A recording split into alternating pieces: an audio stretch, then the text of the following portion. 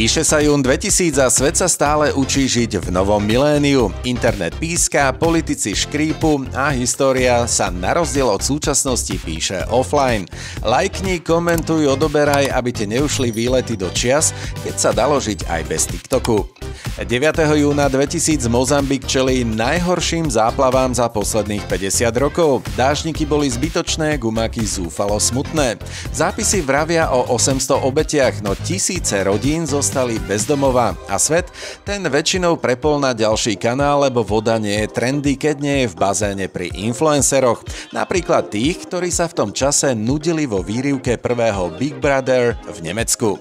O deň neskôr francúzska Mary Pierce, domáca hráčka, emócie v očiach, slzy v publiku a Conchita Martinez na druhej strane siete, ktorá si pravdepodobne povedala dnes nie vo Francúzsku.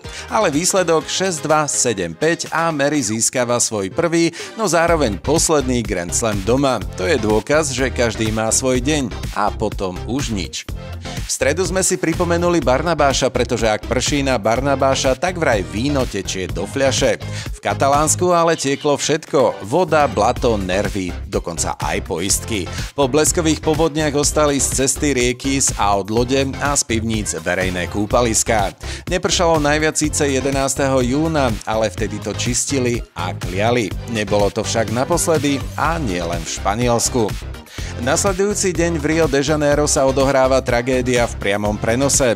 Autobus s číslom 174 sa stáva symbolom zlyhaného systému, keď ho unesie Sandro, muž so smutným príbehom a ešte smutnejším koncom.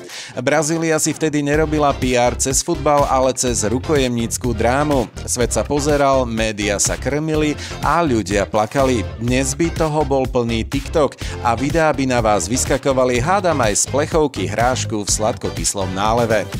Ak vás tento výlet do minulosti baví, precvičte si svoju mužku úderom na tlačítko like, zanechajte komentár a kliknite na odber. Nezaberie to ani toľko času, ako trvalo pripojenie na internet cez modem. V roku 2000 sa prvýkrát od rozdelenia Kórey stretli lídri severu a juhu Kim Dae-jung a Kim Jong-il. Hovorilo sa o mierových rozhovoroch, zmierení a spoločnej budúcnosti. Bežný ľud mával o 106 a nadšenie bolo tak prirodzené ako plné pery nejednej influencerky.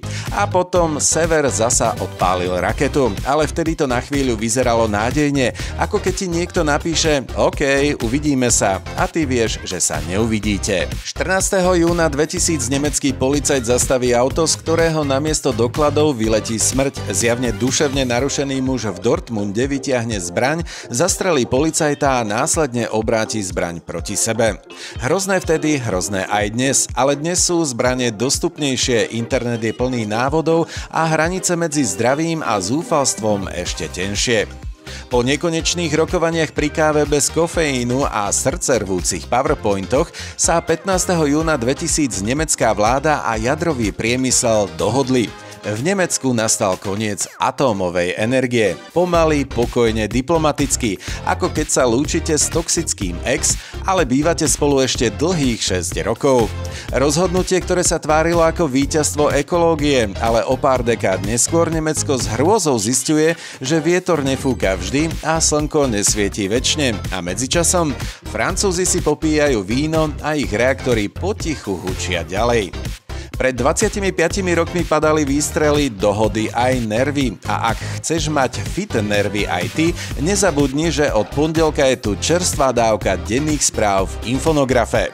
Tak ostaň naladený a ak ťa história baví, my sme tu každý deň, aj keď nie sme na VHS.